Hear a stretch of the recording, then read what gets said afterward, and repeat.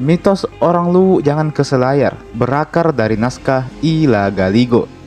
Nah, di naskah Ila Galigo ini tersebutlah seorang tokoh utama yang bernama Saweri Gading.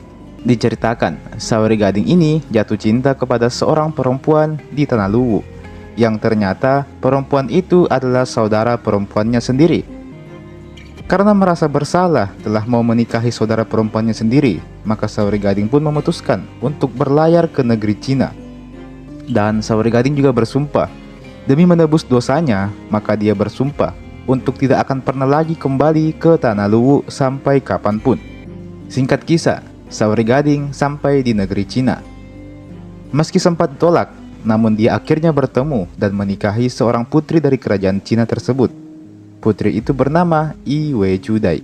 Setelah beberapa tahun di kerajaan Cina, Iwe Judai, istri Saweri Gading ini, meminta kepada Saweri Gading untuk mengajaknya pergi ke kerajaan Luwu. Saweri Gading awalnya menolak karena sumpahnya waktu itu.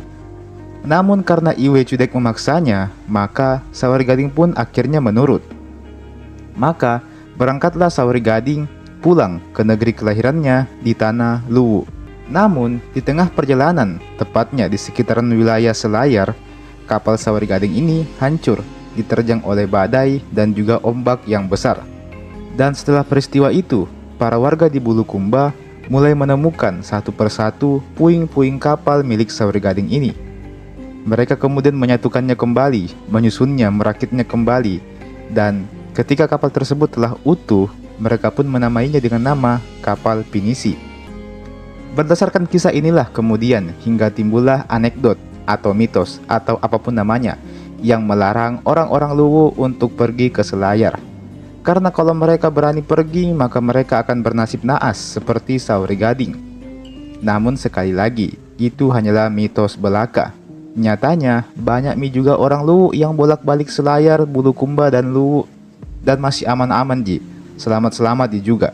Jadi ini hanyalah sebuah mitos belaka, sebuah legenda belaka.